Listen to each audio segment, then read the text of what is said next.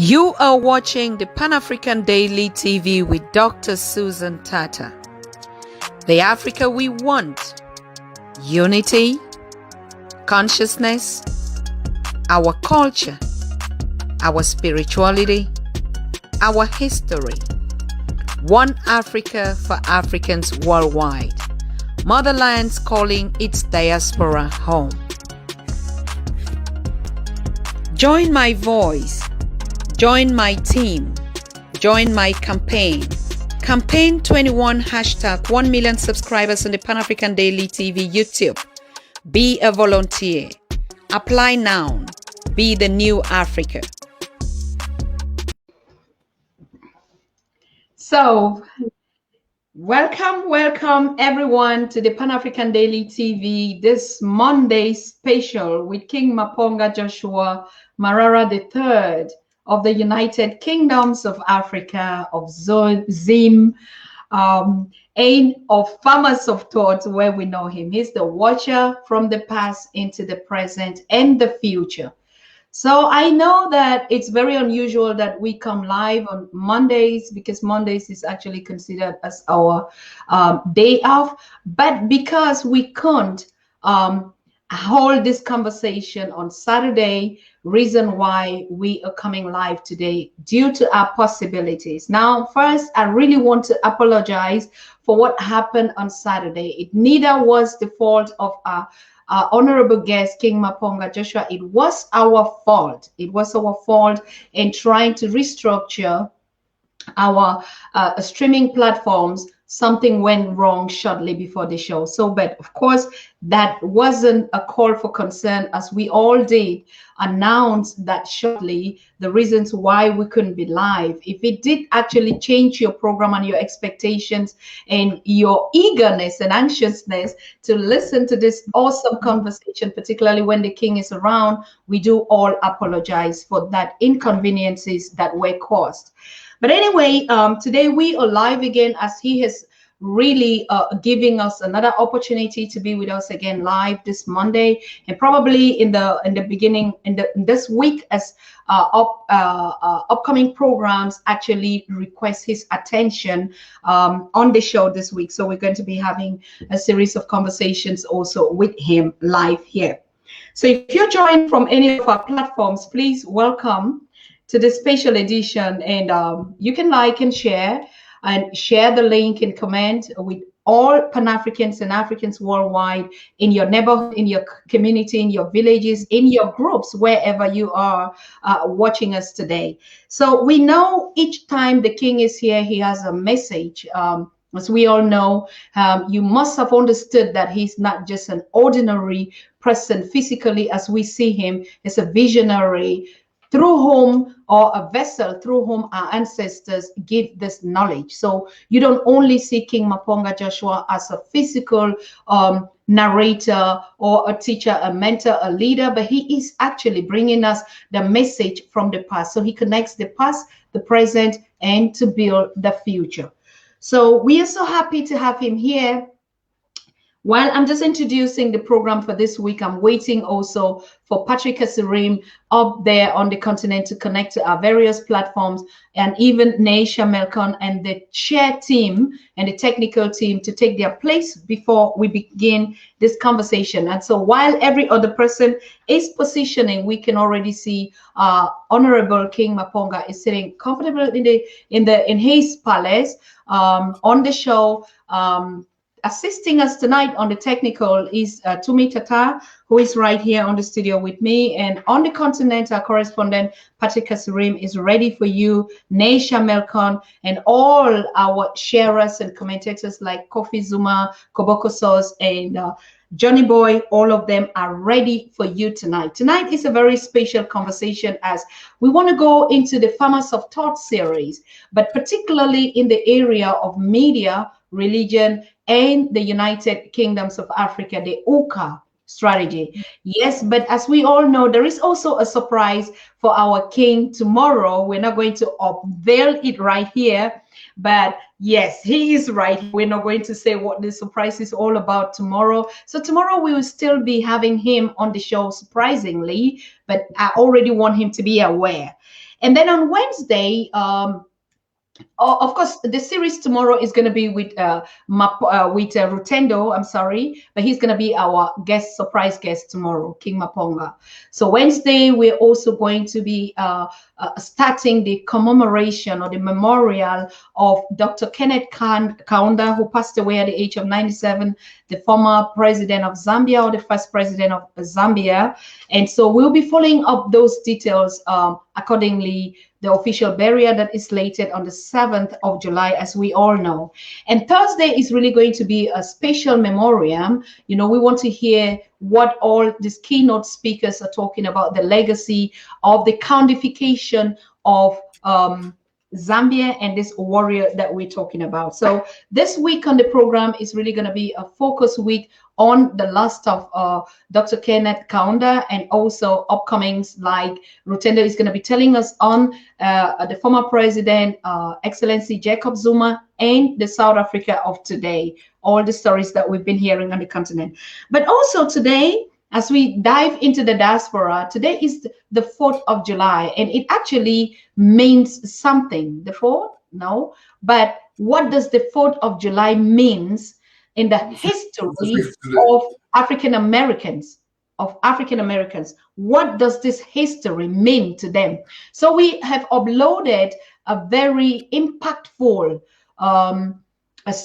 video series from the descendants of the slave, who are telling the stories from their perspective, what this 4th of July actually means to the Africans worldwide. So you'll be watching that video. And then also we have a series of video with King Maponga Joshua that is also uploading, and it's going to be on connecting the past, the present to build the future. And he uses the element of music and instrument in this and songs to say the past and the present, and even some music instruments that he was describing in this video. So that video is going to be on also on this week on the show, tomorrow probably, or late night for those of you that are watching. So back to the studio with our king. We don't want to keep him waiting. I know all of you are waiting and are seated. So good evening to you, our king. Welcome to the Pan-African Daily. Good evening to you and to all your viewers around the world. It's a pleasure again to see you after some few moons. Why moons?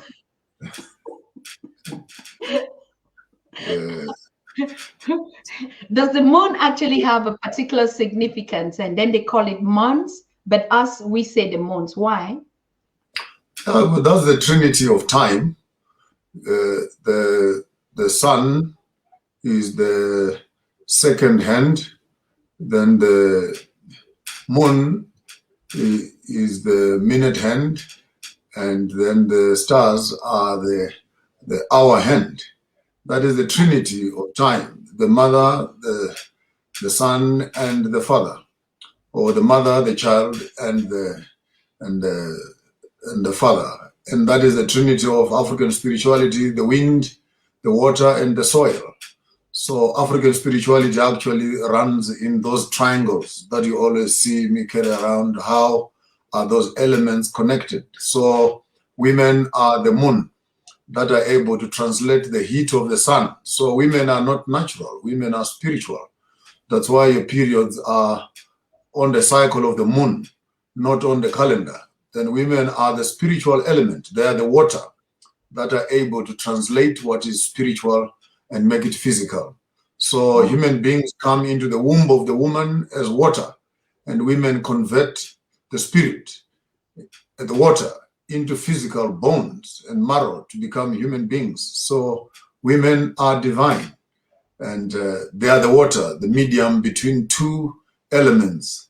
They are the present, because they are able to translate for us what is in the past in terms of our genes and connect it to the future.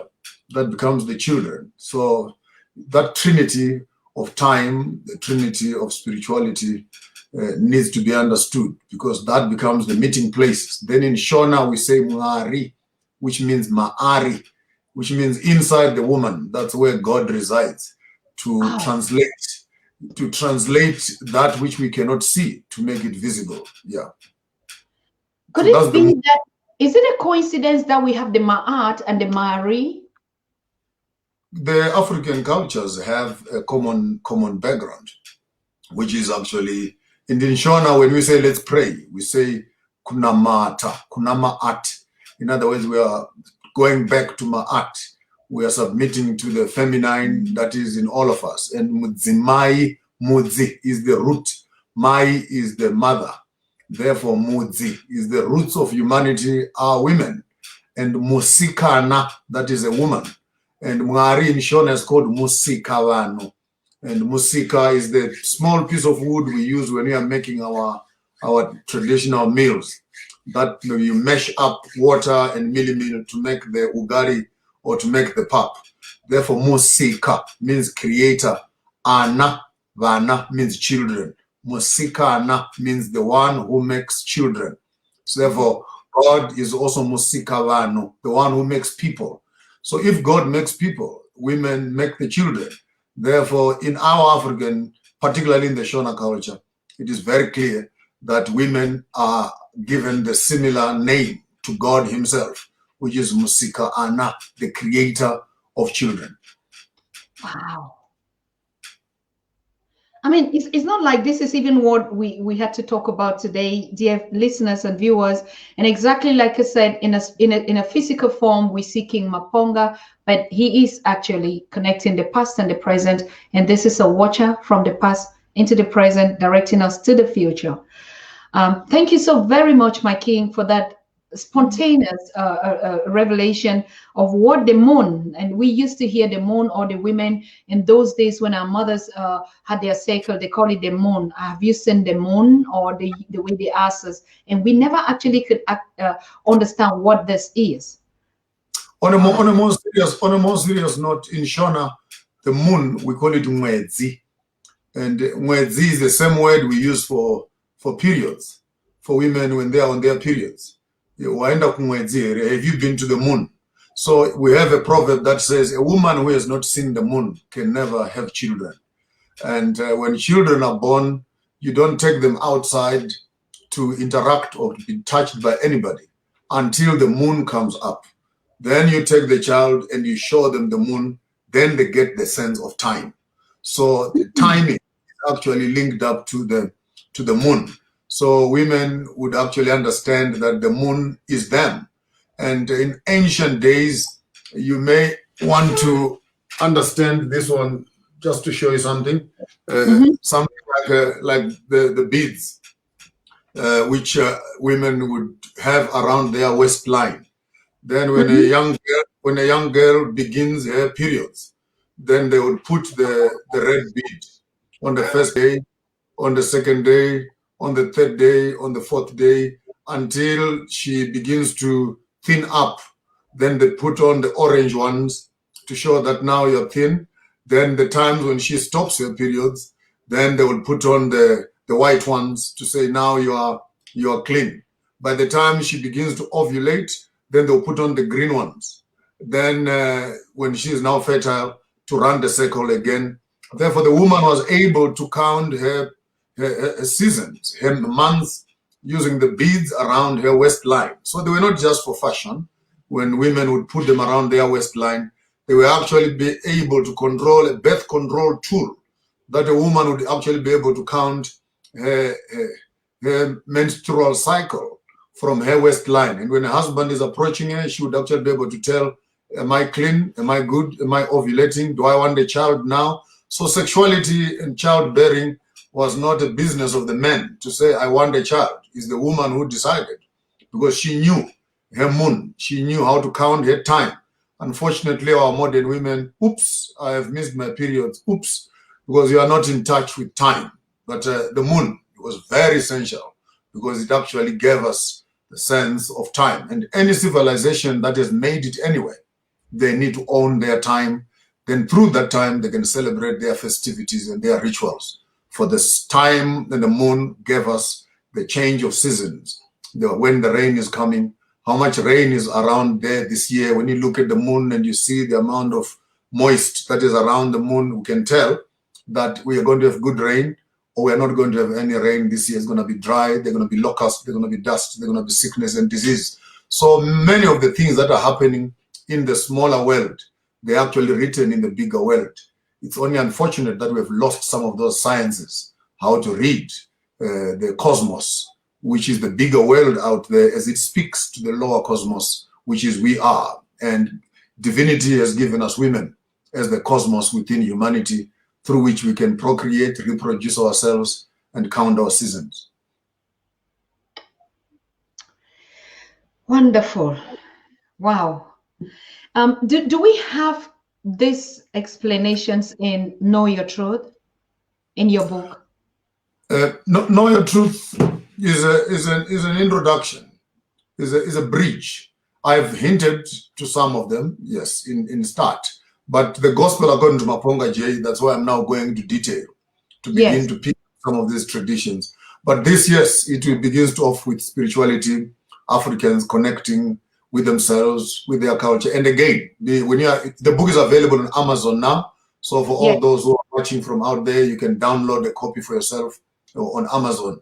But I'm allowing the Christians who have been addicted to Christianity to have a bridge between their knowledge and their ancient knowledge. So when you read it and you find me inserting some few Bible verses, I'm trying to re-champion the understanding, moving from what people know to what they don't know. If I had written it purely as a text out of their context, I was afraid I might miss many of them who have already started calling me names of Sangoma, traditionalist, and etc. So I carefully put a bridge so that you can walk and see the similarities of baptism in a traditional culture, baptism in a colonial way, incarnation and demon possession in a cultural setting, spiritual connection, Jesus possession in the Holy Spirit.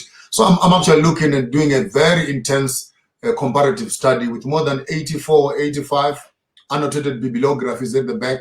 It took me 8 years to put the book together with an extensive research into cultural spaces and some of the indigenous leaders around the world. I recommend this to every Christian person out there, even traditional readers and cultural leaders who would want to build that bridge to understanding as to how and when do we begin to find the compass of our African spirituality. Find your truth. Beautiful. King Maponga, is it possible? This is just a spontaneous question. Like we said, maybe it just an insight of the book. Like we could do a book reading on it and then always share the link of this book. This book also, Rev Shock wants to put it on Gumroad. On Gumroad is a more freer platform also that actually does not really charge a lot. So much so that we can be able to always share that link so that people can go directly and access this book. But the presentation of the book, do you look forward to do a book presentation? I think we talked about this. Yeah, we can do a book review at an appointed time. Yes. Nice. It would be nice to do a book review. It would be nice to get a few people to read it out there. Then when we come, we can actually have a conversation around the issues that I'm raising in the book. Either way, I will be available to assist you in that fashion. Beautiful. Thank you so very much. I mean, this is already the beginning. And for all of you that are joining, we are on Farmers of Thought with King Maponga Joshua III. And what we just talked about is his book, Know Your Truth. We had commercialized this book and we had been waiting for him long ago to come and officially launch that book. We're going to still do that official launch with this book reading and it on a program that we're going to put together. But like, as you already heard, this book is available on Amazon, and just type in Know Your Truth with King Maponga Joshua III. I mean, it's very popular. You can never make a mistake of it. The book cover and the video, we already shared it to you, but we are still going to share. Should you have a problem in any kind of format to get access to that book, to get access to the platform of Amazon, or you can find it, please be aware that we are here as a facilitator for information and contacts for all of you that are looking forward to any of our guests and all the topics that we've been sharing here. Make sure you get back to us on our WhatsApp. Good. So today we want to focus on, you did a lot of conversation, particularly the media. You talked about the media as witchcraft. Over to you. Media The issue that on Farmers of Thought we are advocating for at a broader spectrum, it Yes. is the danger that we now face in our modern society, where parents and family have been substituted by entertainment, where the TV now takes the central place in a home, where the silver screen, even in our lounges, the way we design them, the biggest time consumer is in front of the TV itself. So it's entertainment. It's something that enters into you, and it attains and it sits and controls thinking. And you're looking at Germany, for example, as the best example of how Hitler was able to drive the agenda. He used media, and under the name of propaganda, where you send in a certain kind of information, and it has been proved in media that all you need is to say something over and over again, and people already begin to this truth. 87%, if not more, of the stuff that people are consuming is not necessarily correct, and 87% of the people will not bother to verify if the information is correct or is wrong. But because it's already available and everyone is talking about it, it becomes truth.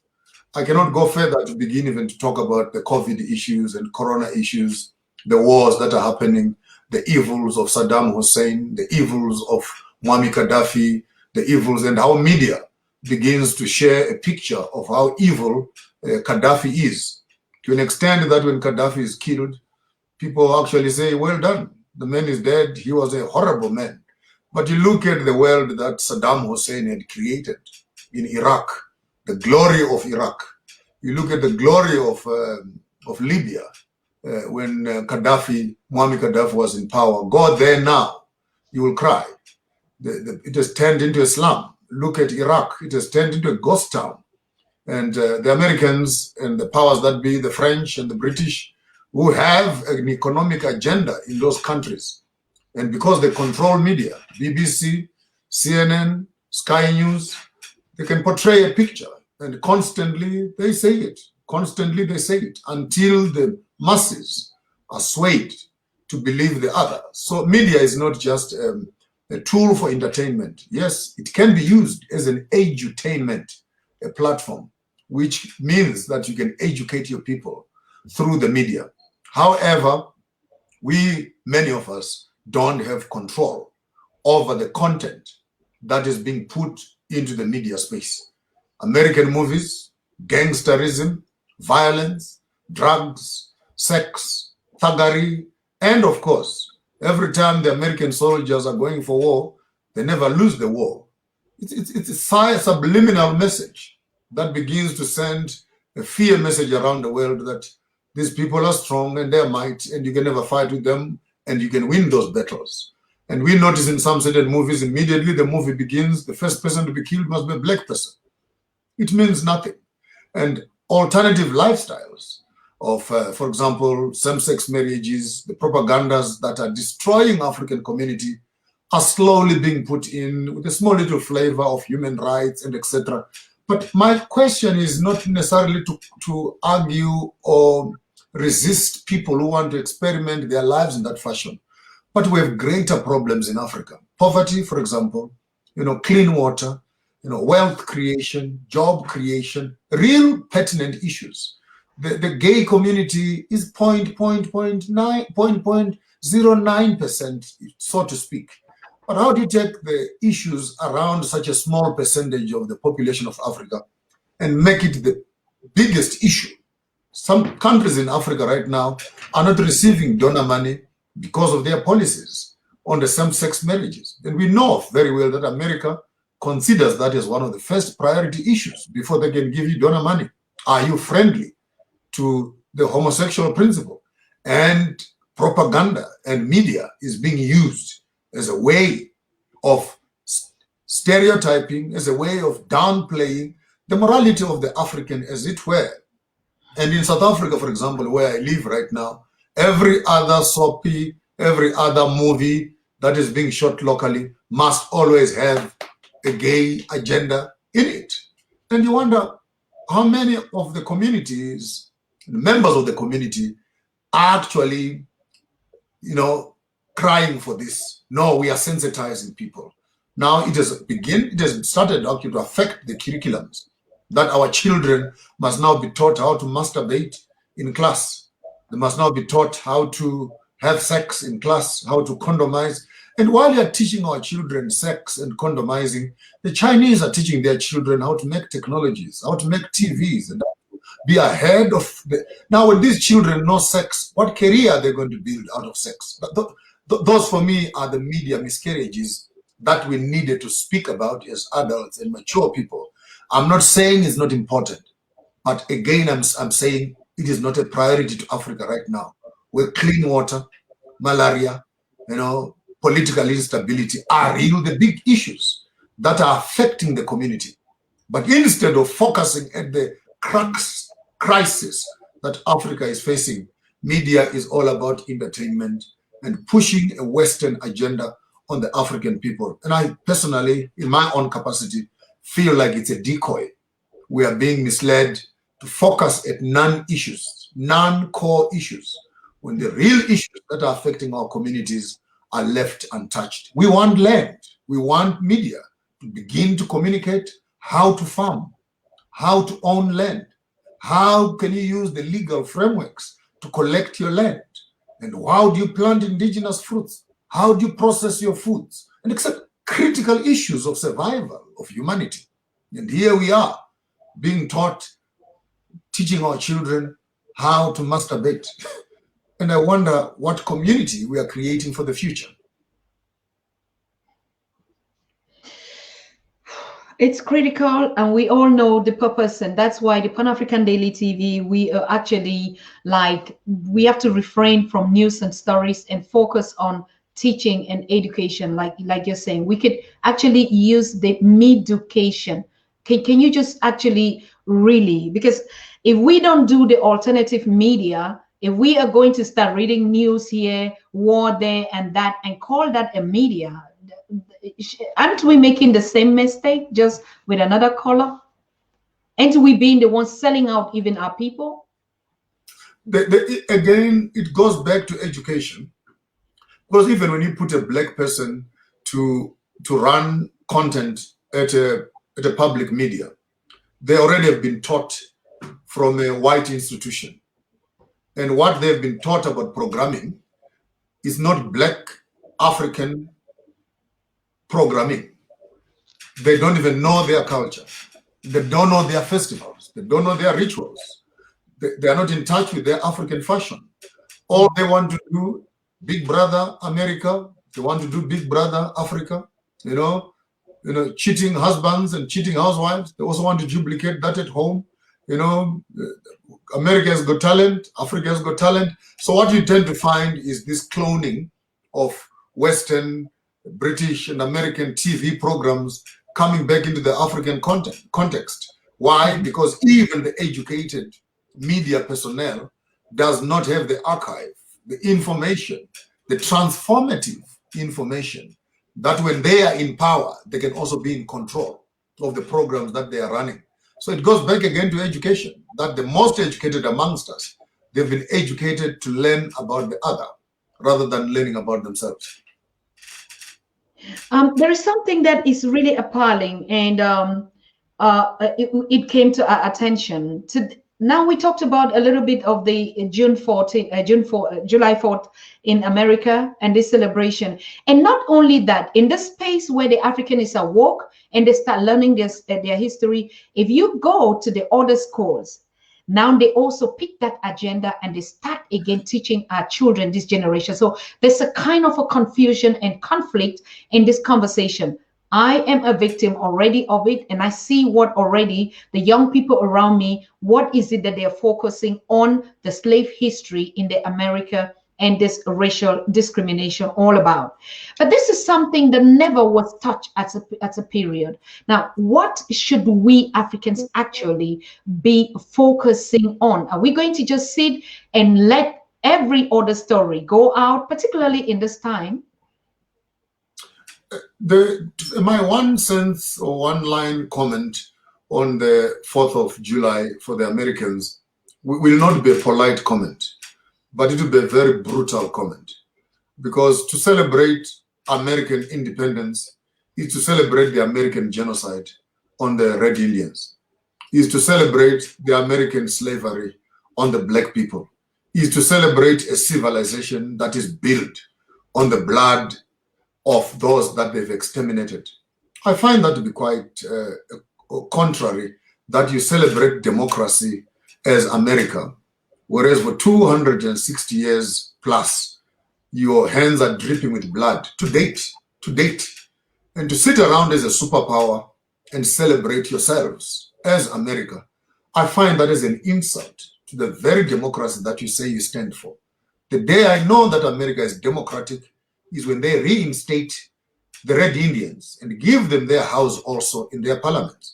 Is the day when they will accept the colonialism that they've actually instituted around the world, the slave trade that they've instituted in Africa, the restitution of the blacks, the repatriation of those blacks, the paying back time for those Americans and their constitution to the black people, and allow people to exercise and practice their own culture. The return of those slaves, if they want to return, and their accountability. Democracy speaks of accountability, but the American government is not accountable. It is a delinquent government that constantly terrorizes other nations around the world and does not take responsibility for the crimes that they have committed. To sit around on the 4th of July and say we are celebrating America Day, you're actually celebrating blood. You are celebrating slavery. You are celebrating genocide. And it is true. I can say that to the President of America himself. I can say that to a Democrat and a Republican, that I cannot join in celebrating America Day because your civilization and your democracy is not built on democracy, but built on genocide.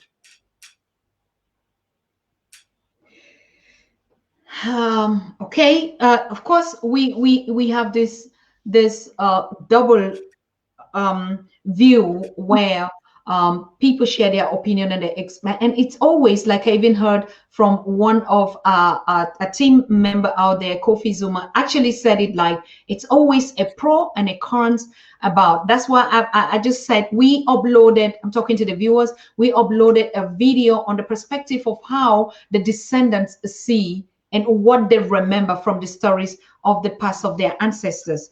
Yes. So you talked about actually the religious aspect on the farmers of thoughts. You've been sharing some very interesting quotes out there, King Maponga, and it's actually still going to deep into this principles of contradictions in the Bible and in the African spirituality. Could you just a little bit expand on it?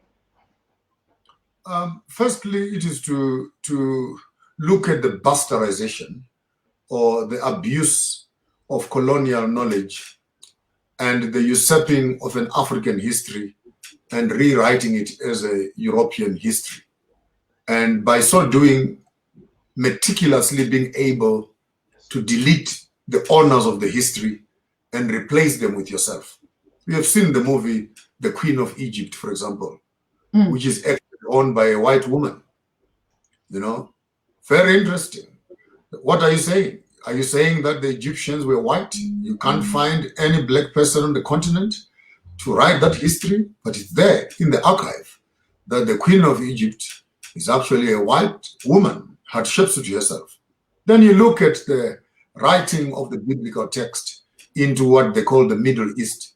If you have the Middle East, can you show me the Middle West? Can you show me the Middle South? Can you show me the Middle North? It is a lie that there's a place called Middle East, because Middle East is sitting in North Africa on the same Platonic stone with North Africa itself.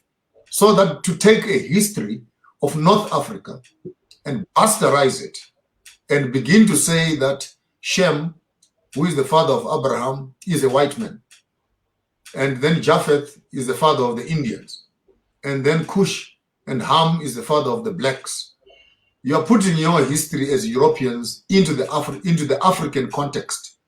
And by so doing, you're actually saying your Genesis is Africa. And white men don't want to agree to that. But when it comes to the Bible, it's convenient. Because if Abraham is white, hallelujah, it means that Isaac is white. If Isaac is white, then Jacob is white. If Jacob is white, then Moses is white. If Moses is white, then Jesse is white. Then David is white. Solomon is white. Joseph is white. Then Jesus is white. But see the difference. When you can say, no, Jesus is black because he's born in Africa. And if Jesus is black, it means that Jesse is black. And David is black. Then Abraham becomes black. Noah becomes black. Enoch becomes black and Methuselah. So does Seth. So does Adam. So how do you take a black history and then whitewash it with yourselves as Europeans? And then you represent it to the black person, mischievously so and subliminally. When an African accepts a white Jesus, he must also accept the white man, who is the brother to Jesus, who is the savior to the black man. So indirectly, by venerating and pontificating a white Messiah, we are actually pontificating the supremacy of the white over the blacks. This is the religious war we're talking about.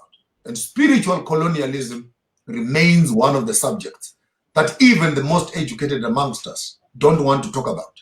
Because by simply admitting that the biblical text is a black text, we have actually been able to capture the very essence of the Bible. Why am I saying that?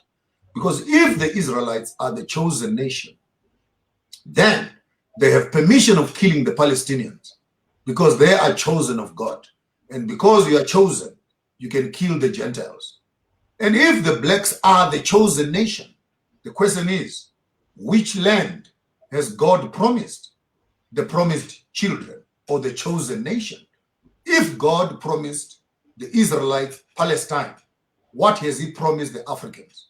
And where is Eden and where is Palestine? These are the critical questions of theology. And by reinstating the black nation as the owners of the history, it also gives them ownership over the land. It also gives them ownership over the God of the Bible, who is the God of the land.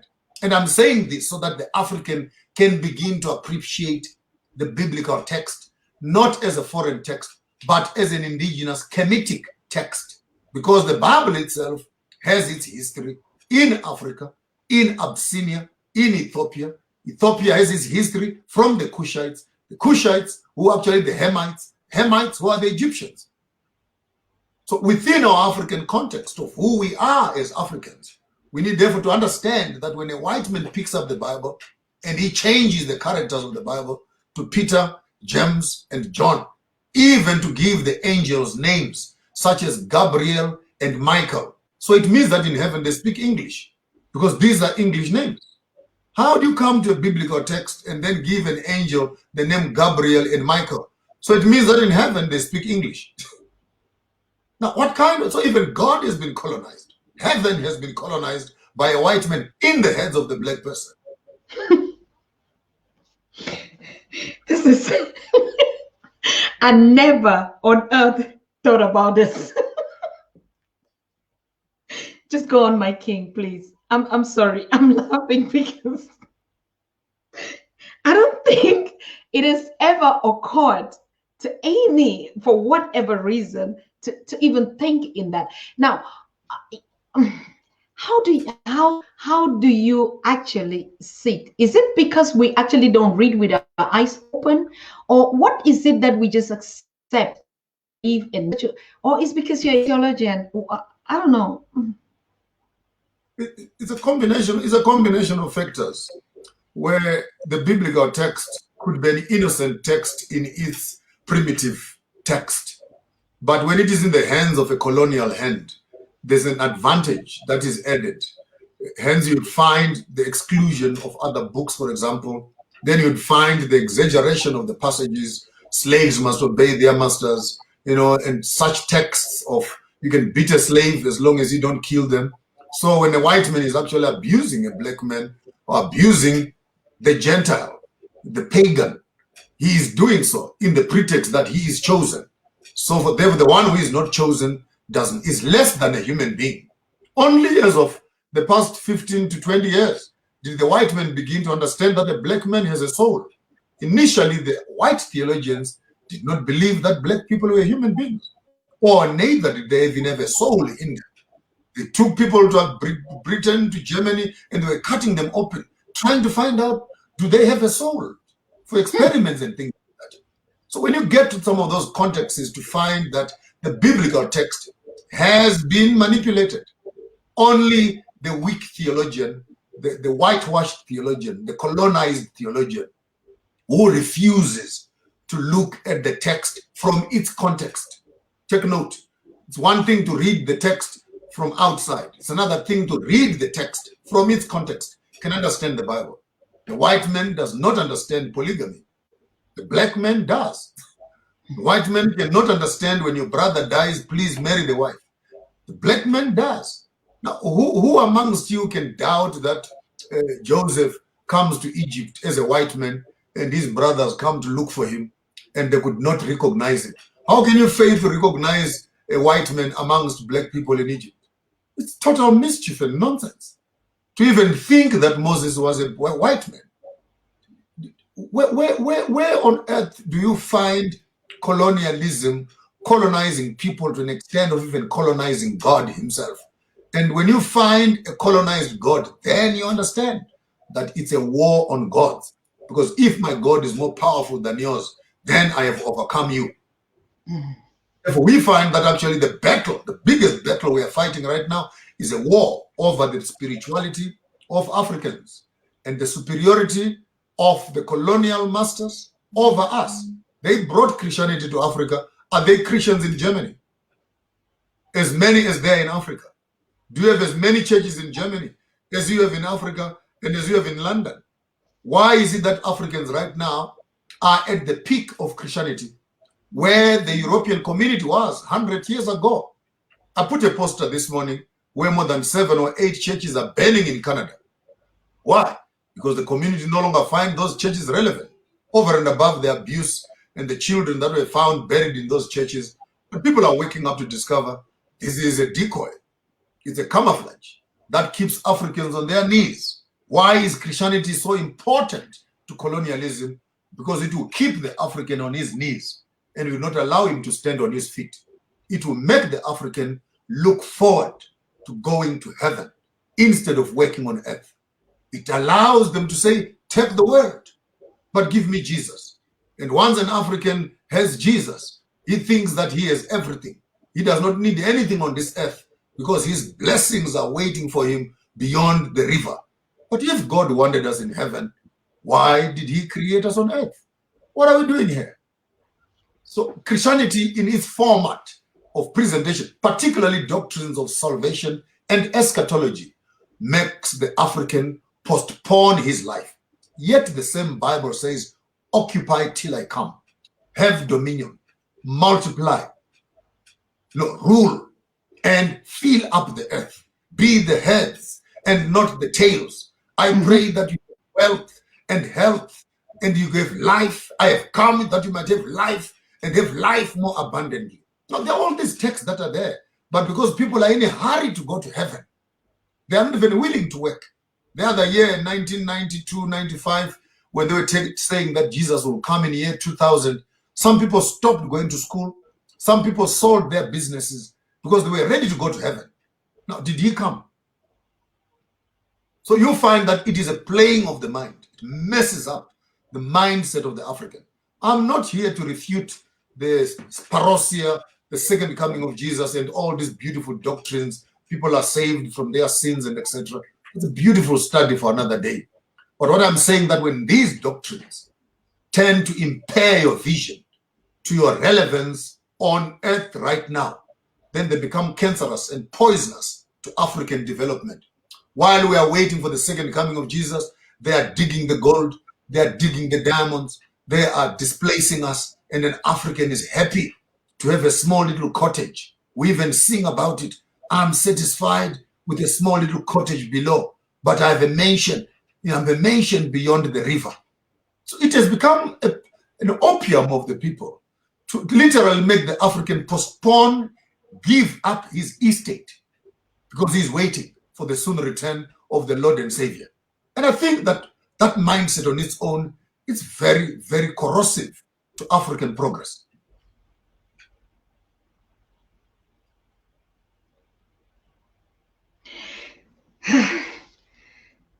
The war. Even worse, when they teach you that when a man claps you on one cheek, give him the other. You know, pray for those that persecute you. Pray for your enemies. So yes, now our enemies are white people. Instead of us going out to fight for our rights and stand our ground, here we are praying for them. You show me in the Bible, did God not go to war? Did he not kill people?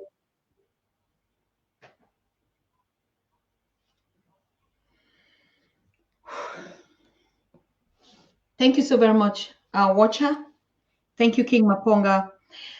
We're going to the next step, which is actually, you've touched the media, the reason why this narratives actually imposed or not. We've also seen other sources and publications always condemning the Western media and the images and the narratives that they actually show on Africa. It has to be anything that is negative. And when you consume a lot of negativity, I mean, what is it? What does it produce to your spirit?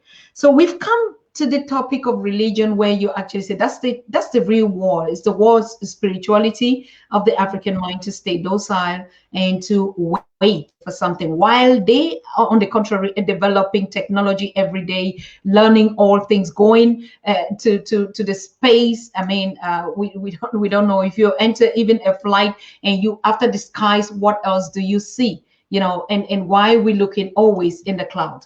So, but now we want to come to the real strategy that you're talking about, that UKA, or the United Kingdoms of Africa, is where our spiritualities would be connected, that we can actually now see the difference in the present, the past, the present, the past, how our ancestors live, the present, what has been diluted in our spiritually, and then we can have a way forward to understand who we are. Chinua Achebe wrote a book entitled Things Fall Apart. Mm. And one of the key statements that he said in that book is that the center can no longer, the center is no longer holding.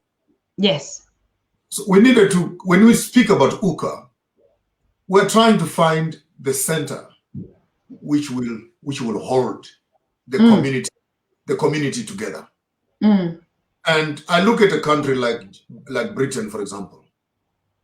The center of the British government is actually the British monarch, which keeps the whole nation together. Mm-hmm.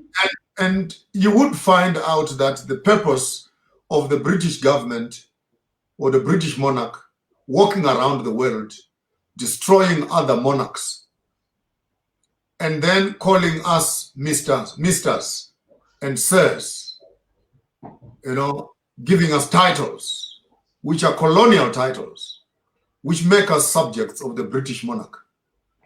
Hence, I refuse to be called a mister or a sir. I'm not a sir. I've not earned that title. I'm not a mister. I've not earned that title. And on the same wavelength, I am not a subject of the British monarch. No. For what it is worth, their monarch is there, not here. But through economic and political muscles, they've stretched their tentacles to destroy as much as possible all the African monarchs for a strategic reason. Number one, to destroy the spirituality of the Africans. Number two, to collect all the artifacts and spiritual symbols that African kings had and put them in their palaces.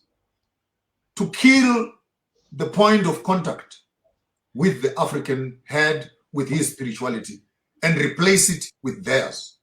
So you take away an idol in Benin and then ship in the idol of Mary, a white woman, so that people can kneel down in front of a white idol because they were kneeling in front of theirs, which is now in your museum, which people must pay to come and see on that side.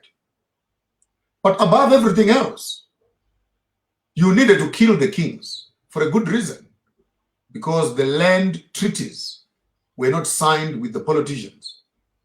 but they were signed with the kings. So here's the strategy. A king signs a treaty, and then you kill him. Who will come back and claim the same treaty? So African land, which is sitting in British hands, in the hands of the Queen, it's not with the Zimbabwe government. It's not with the South African government. It's not with the Zambian government or Ghana government. Those treaties that were signed in the 19 and 1800s, where they were given pieces of land, those treaties were signed with the kings.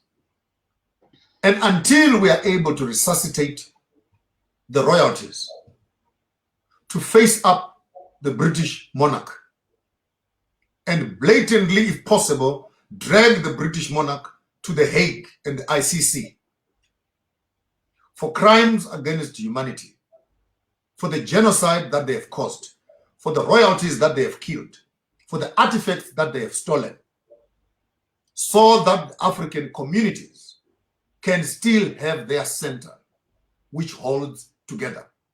It is the king who announces festivals, celebrations, change of seasons, and people work around that. Yes, due to colonialism, some of the kings have become abusive to power because their appetite of material is now also coming from a colonial state. We don't justify that. But when you look into the past, to kings such as Mansa Musa, who created wealth for his people and distributed gold all along North Africa into Mecca, stimulating the economies of the entire North Africa, there are good kings in the past whose examples can be followed. The failure of one cannot be the failure of all. Hence, we intend to bring the royalties together and have a conversation together. Firstly, for the re-ownership of African land. Secondly, to design programs of cultural celebration in Africa. We cannot be sitting in Africa here celebrating Halloween night, celebrating Guy Fawkes, celebrating Saint Valentine's, celebrating Saint Jesus, celebrating Father's Days and Mother's Days, which are all colonial days by nature. And these festivities have no meaning or relevance to the African continent. Why? Because we don't own our time. We have only one day per year, which they call Africa Day. But even on that Africa Day, it is a day given to us. But what happens on the day is nothing African in its totality. From our governments going down, the day for political leaders to get on the microphone and say some more propaganda. So when are we going to go back to our cultures? And while some of us are still alive, to be able to download that software and information to the calendars of the African nation, I would suggest that we gather together with royalties, we share notes together. And somewhere, somehow, it's my dream that Africa can find its conscience again and find our voice and our reason for being.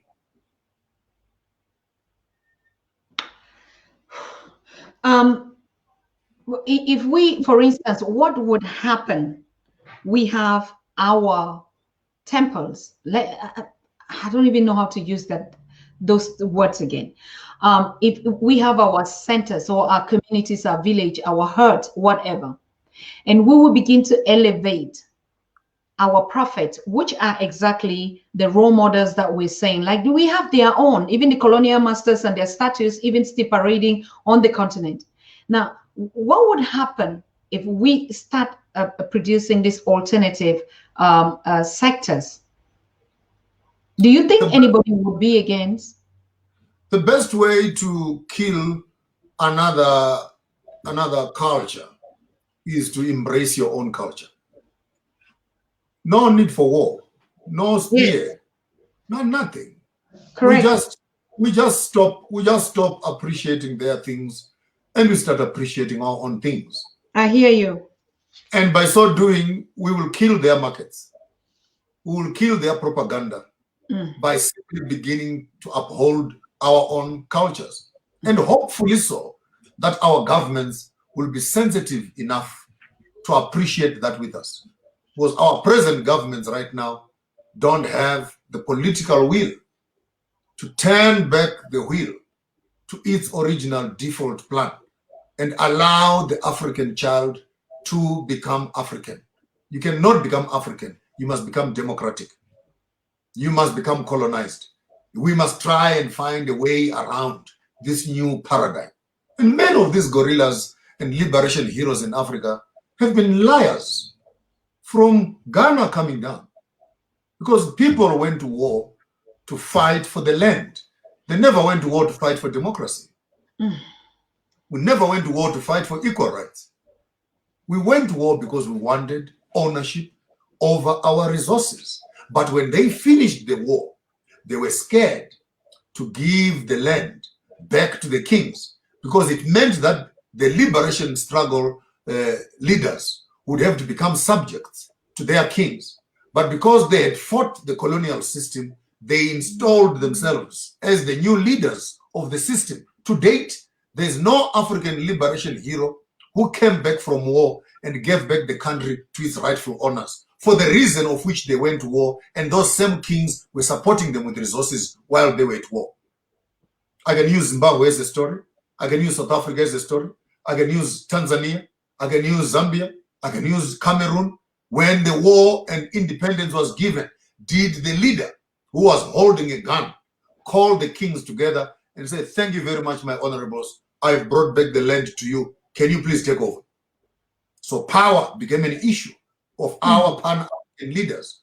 When they came back from war, they installed themselves in partnership with the colonizers to become the new leader of Africa. And hence we have leaders in Africa right now who are not even known by their own land. Hence, when there is no rain, a president cannot even go to the mountainside and call for the rain. When there is a pandemic, a leader cannot even call the elders in the community and chase away the pandemic, because the land on which they say they are ruling does not even know them. In the olden days, a king will go to the community will go to the four corners of the land, and then they will collect the soil from the land, from the one corner of the place he's ruling, and they put the soil in here. They go to the other corner and they put the soil here. In the other corner, they put the soil here. And at the center of the whole place he's ruling, and they put the soil here. And the king would have his land in his hands. And this would be hidden somewhere in a sacred place, because that meant that this was actually the totality of the land itself. And then the king, when he was being inaugurated, he'd be given a clay pot to represent the soil itself. The clay pot is full of water. The other one is full of traditional brew to represent the water that he will rule over. Then he's sitting on a grass mat to represent the grass that he is actually supposed to look after.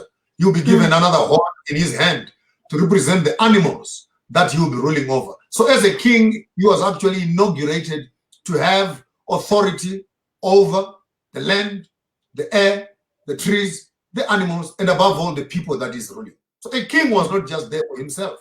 It was for preserving the community, preserving the trees, preserving the fish, preserving the people. But right now, why are our African leaders killing their own people? Why are they cutting trees in Ghana? Those leaders are not connected to those trees. They are not connected to those waters. They are not connected to those rivers. They are not connected to the grass. Even worse, they are not connected to the people that they are ruling over. That's why a whole president must walk around the place with soldiers around him to protect him from the people that voted him into power. How does that happen? We call us for voting. We come, we vote for you. Hey, so and so has won elections. And tomorrow morning you're driving through the same village with 200 soldiers to protect you from what?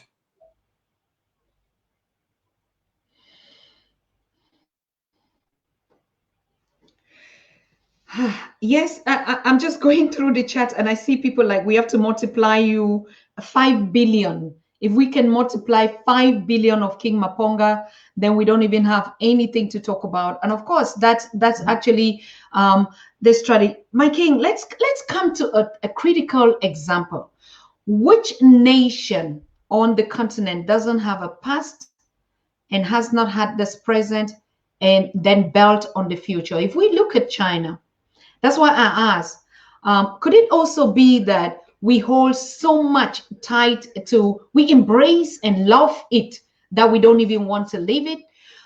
Number two, are there limited persons that are actually Mapongas in different formats that should be doing the work? I mean, that's, I'm already going to the solution anyways. But if I want us to look at China. Of course, China had a past like our own, not really like our own in terms of slavery and colonization, but I'm talking in terms of wars. And then they came back to build through their identity.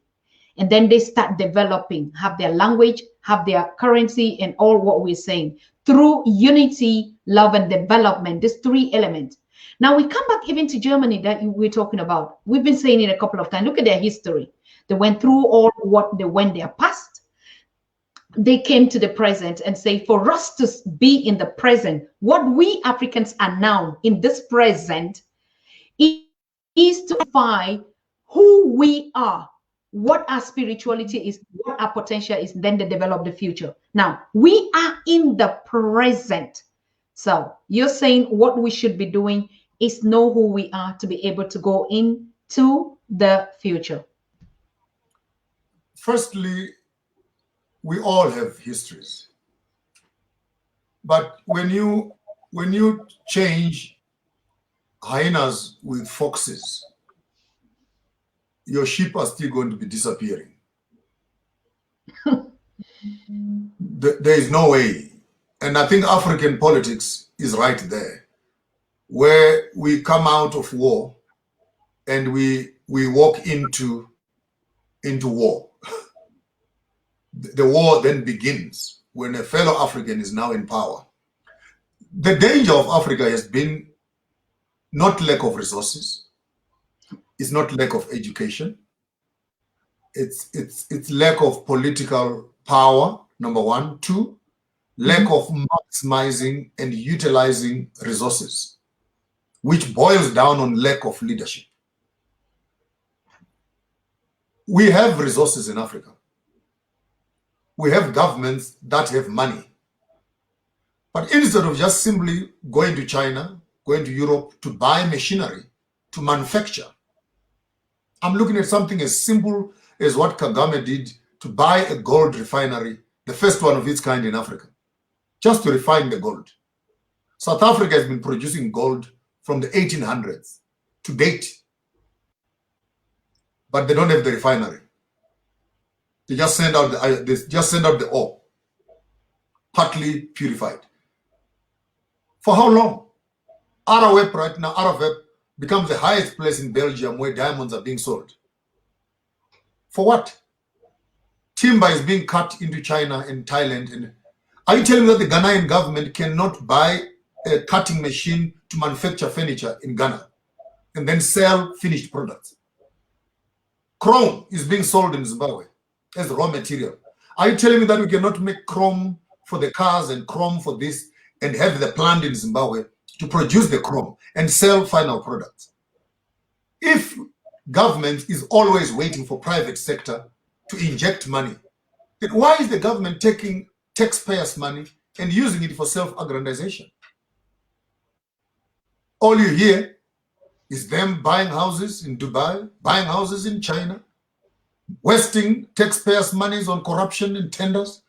Whereas when you want to activate a community, we need to start speaking manufacturing. Manufacturing. We produce our food. For the first time, we are not going to be selling oranges to India, selling oranges to Europe. We are going to be selling orange juice. A simple thing, we are not going to be selling coffee to Europe, cocoa. We are going to be selling processed coffee. And you would find that every African country, we are not going to be selling cobalt to America to make cell phones. We are going to manufacture the cell phones ourselves. And they can bring the technology, we put it in our materials. And that conversation simply means that Africa needed to activate its manufacturing industries. And the manufacturing industries will create jobs. jobs will empower the economy. And Africa can become a superpower.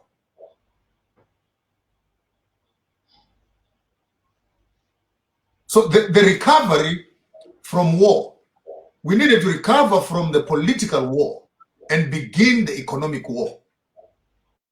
Unfortunately, our churches and praying is at a higher pace than our economics and our love for business and industrialization.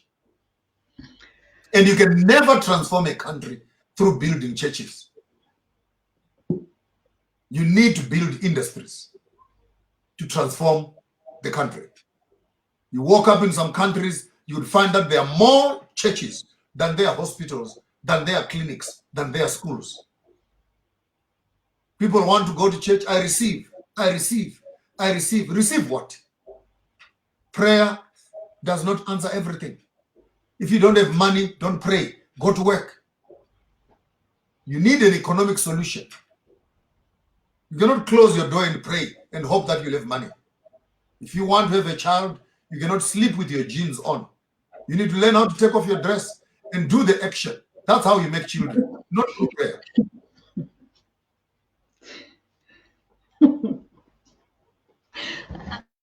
I'm laughing because exactly that was the quotation that you said.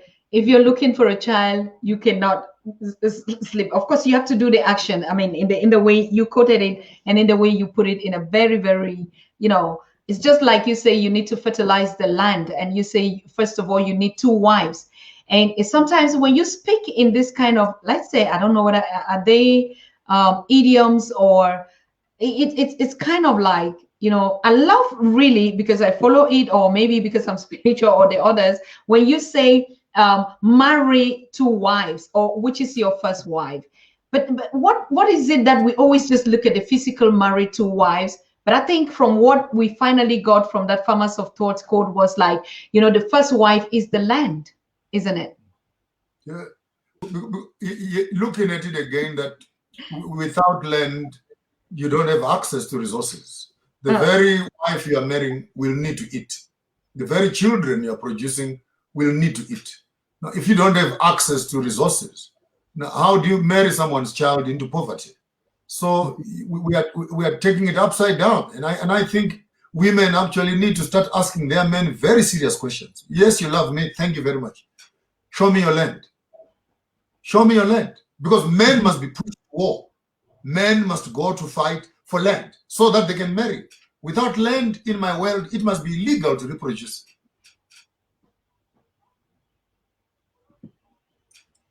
It's illegal.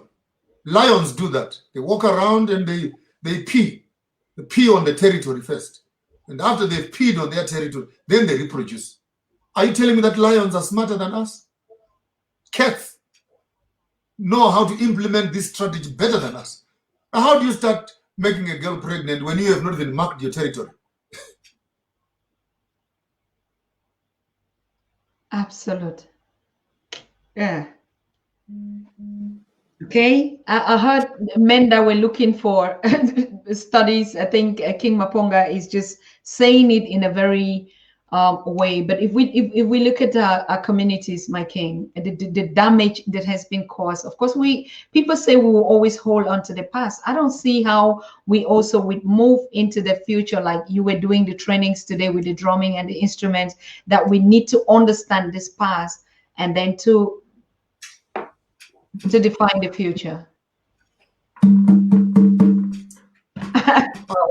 I hold my favorite drum in my hands. This was made by a vendor man up in Venderland there in Toyando. Now, this is a piece of wood that is an old piece of wood, which is a hollow piece of wood.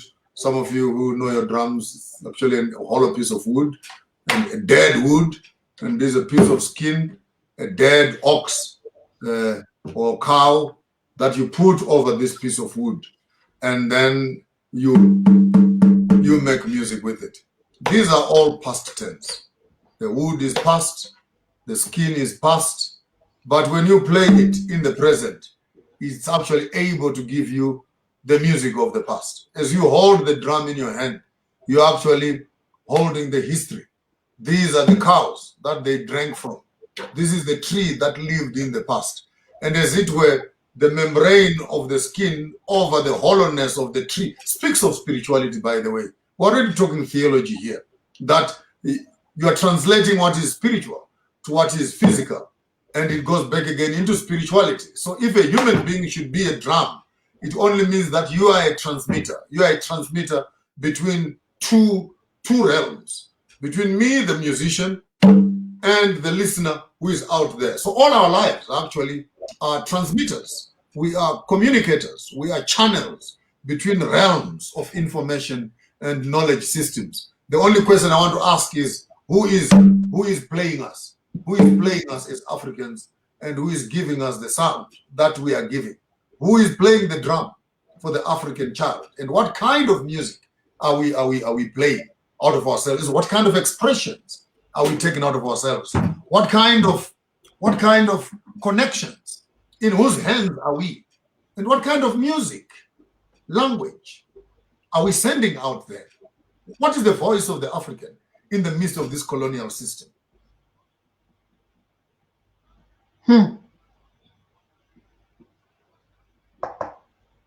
Wow. I mean, like in the Chinese culture, you go to their restaurants, from everything you hear their music and their stuff. So apparently, when we're spiritually connected, you go to all our places, you should be able to hear the sound of a drum or even see an instrument. But we see all the things apart from that. So we have a long way to go. Where do we start? I don't want to be disappointed or sad. It will happen very fast that the African will go back. And in the shadow of the corona and COVID cases, where there is a voice in the air, as I've said this initially, there's a big voice in the air. There is a reformation, there is a wave, there is a wind that is blowing across all the African children across the face of the globe, where we are beginning to ask ourselves questions. We are beginning to look for our histories. We are beginning to appreciate our cultures. And in some certain cases, we have started actually doing the right things by reorienting ourselves to ourselves. And that, for me, the process for the colonial system was 400 years. I think with the technology that we have right now, it may not take us that long. It might be slightly faster than that. But I'm very positive that there is an awakening. There is an awakening. And you can cut a tree as long as the stump is on the ground. When it rains, it will shoot again. I don't want to believe that the whole tree has been uprooted and the roots have been removed. Some of us still remain as those active roots that are connected to this big African tree. And I guarantee all we are waiting for is the season when the moon will smile on us again and the clouds will cover this land. A small little drizzle on these stumps that you see. Our forests will grow again. Not only in the forest itself, but even in the corridors of our thinking and in the lands of our minds. We shall see new shoots, new butterflies, new birds will fly again. The animals will return. We will hear the whistle of the birds within the air of our own thinking. Bayete, Bayete, my king, Bayete, Bayete. Yes, yes, yes, yes, you have spoken. The ancestors have spoken. When the moon would smile at us again, and it is already smiling. So what time are we, our watcher? And you see the symptoms and the signs are already coming, and the dancing of the new dawn is coming.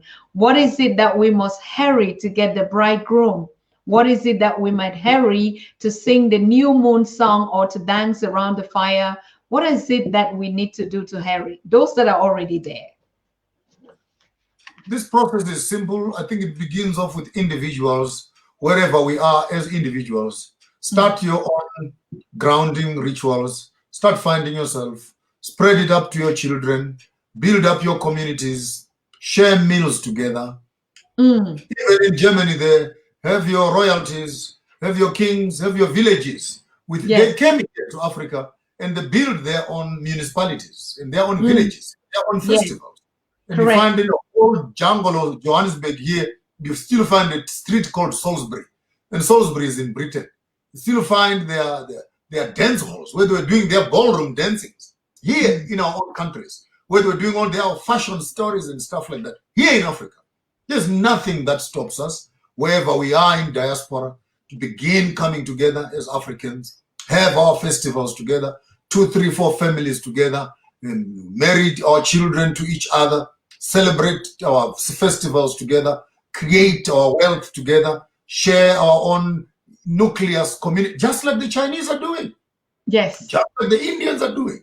It's only the Africans. When you walk through Europe, you don't find an African big restaurant, a chain restaurant. You can find Kentucky, McDonald's, and Chicken Licken all around the world. We don't even have one African brand yet, which can also fill up the whole world. And all we do is we take our money from those white restaurants and move to our own African restaurants. Our money from the European fashion to our own African fashion. We now know, some of you know how to make perfumes. Come back to Africa, find indigenous spices, make African perfumes. We no longer need to buy the Gucci's and the Armani's. We can buy our own African perfumes, buy our own African clothes, African food, create our own cars, create our own economy. It's as simple as that. We don't need to be shooting at each other.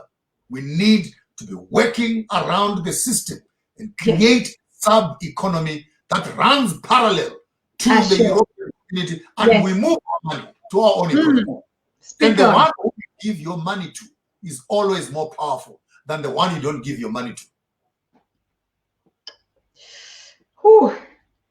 I can feel the fire. Yes. Maponga, you said something. You said we have to build our communities and our festivities and our ceremonies.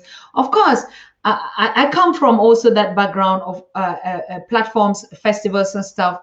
But most often, without this awakening of this year, you could see that even the programs and everything. So, but 2022, we know that the political division of Africa was done in Berlin. And 2022, we think that we all have to meet on the German soil with this new spirit. We invite the Germans at the table, and we talk about the past, and then we bless ourselves. If we want to give a handshake, we give a handshake on the cultural and spirituality platform. What is your take on that?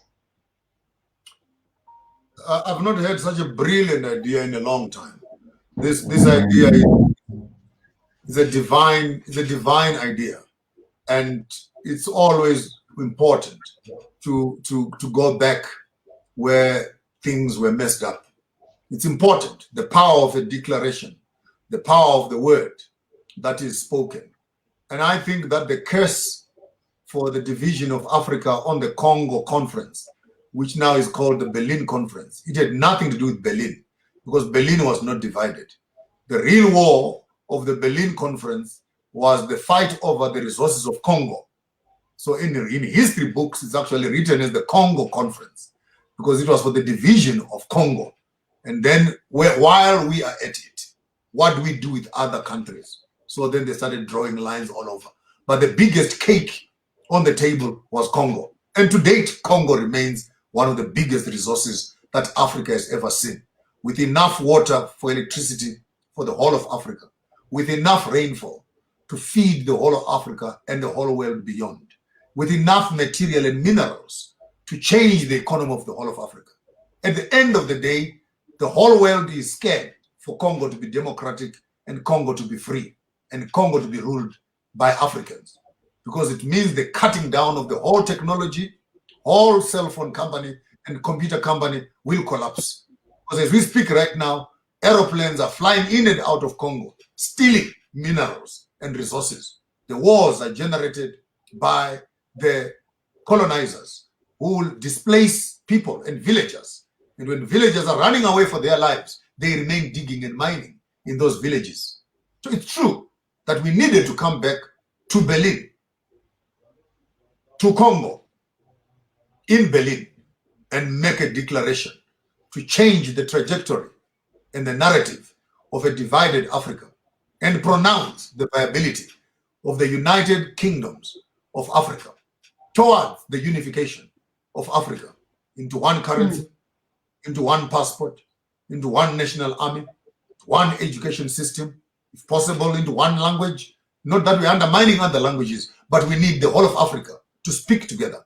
We can do away with the Francophone, the Luxembourg, the Anglophone, and all these phones that are not relevant to us, which divide us right now, and create an African stock exchange, an African economy that will benefit the Africans themselves. Where, as I've said in the past, the resources of Africa can be put in one basket, and through that stock exchange, we can compete pound for pound with the New York Stock Exchange, with the yen, with the American dollar, with the London Stock Exchange, because our resources and our banking systems will be supported by our very own resources, which we have in the land.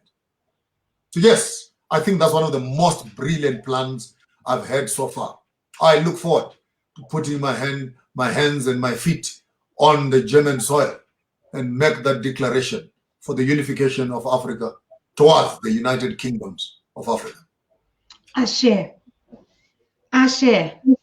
Concluded 2022. Yes, we have been saying it for a long time. We can stand and shout, but if we don't go back to where this evil or to where this division, to unite and to make a declaration right there on that ground, we can wait for the next 400 years. So I thank you so much for agreeing to this process, and I think we have to work together to make this declaration and to invite all the stakeholders and all the Africans worldwide.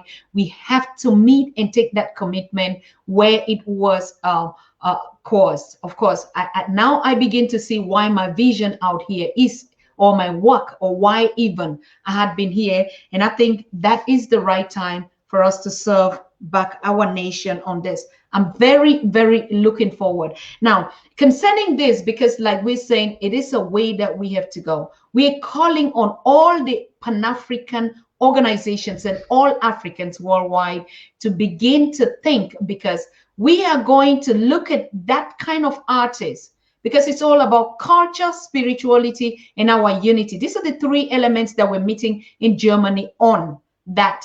It's a declaration on our spirituality, which is our culture and which is our economic freedom, the freedom for the African to think and develop. We have seen a lot of these strategies going on. Even German itself looking for this strategy by saying Africans need a Marshall Plan. But it never would have been them or will be them to put that Marshall Plan. So but for us to take this Marshall Plan and run with it, we have to meet where everything started to fix that central point that we are talking about. So we look forward for Germany 2022. We're already working on it, and we're looking forward for all Pan-African initiatives worldwide. We've been talking of meeting in Ghana. They never met in Ghana to petition Africa. They never met any other way. If it is Germany, then we have to meet in Germany to unlock that declaration strategy. So we're looking forward to really host mega artists, cultural. I mean, you King, you're already there to put the cultural process and spirituality process together, and all the kings and stuff. And so we also be looking out to invite their kings who have this history for us to sit together and look at each other in the face and make things right. What about that? Excellent, because the hypocrisy of politics, and when I hear the United Nations and some of the first world quote-unquote countries talking about the poverty in Africa, the problems of Africa, it's hypocrisy of the highest order. Because if you are really interested in Africa being free, then why are you stealing their resources? And then you sit around your parliaments and again talk that, no, Africans need help. Africans need help. But either after your meeting, you are running back door to come and steal.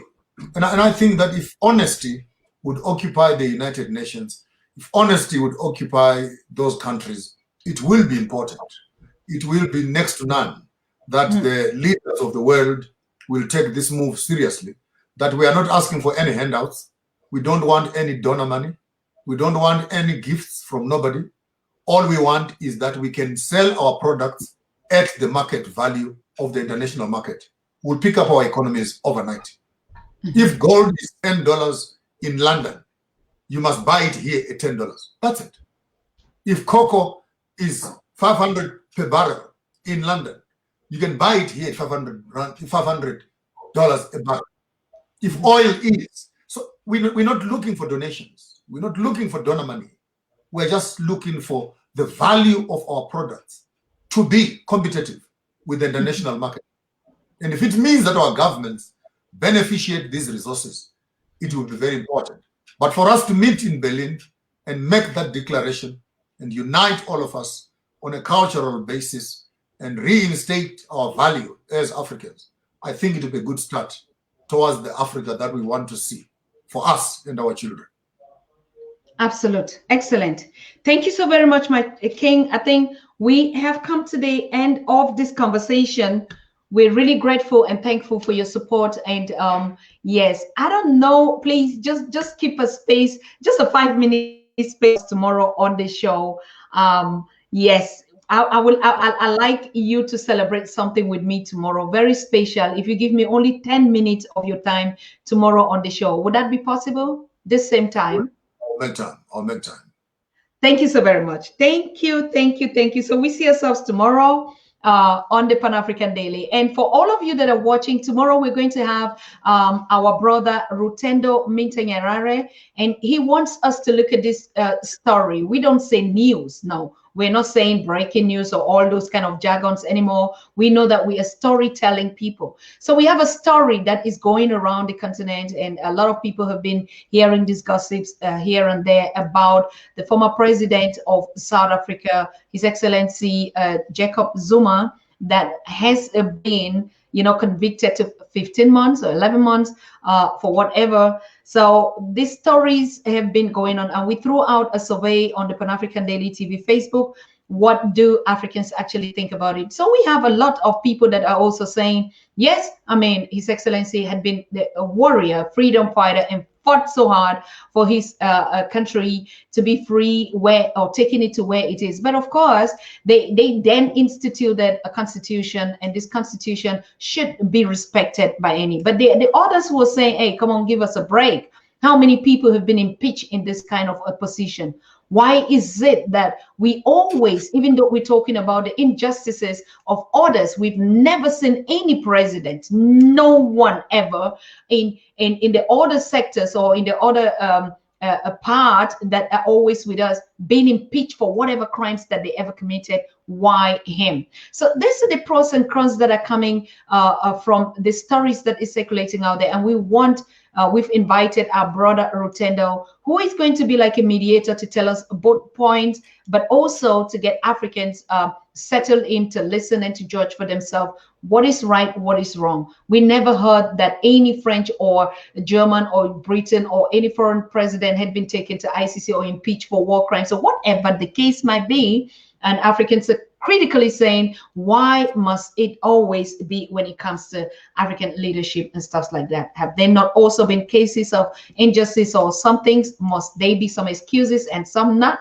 Tomorrow we are going to have a lecture and an opinion from both on the Pan-African Daily TV. So we welcome all of you to join in this very informative program. And then, like I said, we will have a special guest, which is King Maponga. Would have to celebrate me tomorrow on this program. So yes, he is accepted, and we're looking forward to have him. So thank you so very much for everyone that has been here and the lectures that we've listened today on the 3 points and everything else. We would be seeing ourselves tomorrow, same time, live on the Pan-African Daily. So thank you so very much, my king, and we see ourselves tomorrow. Just another quick rundown for those that are coming in now. We said Wednesday we're going to have the official burial ceremony of late Dr. Kenneth Kaunda, the first president, the first official president of the Republic of Zambia. And so this burial has been slated for the 7th of July. We all said it. So we also would be following up that event here on the Pan-African Daily. Remember, we talked about the Mongolification of Africa. We also want to talk about the Coundification of Africa. These are two legends that have actually marked the historical journey of the Africans everywhere. We've seen, I mean, nearly all the presidents, all the signatories, all the organizations, and everything. He's been involved. And so we want to keep this legacy, record it as our stories for the next generation, to go back into the real history, what Africa said about him, who had contact and connections, and what kind of stories do we want to hear about this leadership. We're going to be doing that on Wednesday, and Thursday is then the keynote speakers and their speeches of addresses, all of them putting out something together to share with us on this legacy. Remember, it is creating the stories for our future generation. Friday and Saturday, we'll have to pay him that respect, just like the continent is doing. Immediately when we lay our heroes to sleep or in transition, and we separate from them, we actually don't just go into dancing and life as usual. No, it is not our spirituality. We allow them to transit from us. We also give time to ourselves to reflect on them. So Friday and Saturday, we're not going to be live, and automatically Sunday and Monday is going to be the first day of our awardee. We're going to be sharing all those who have received their award. And Tuesday, we're going to invite them on the platform to share the way forward.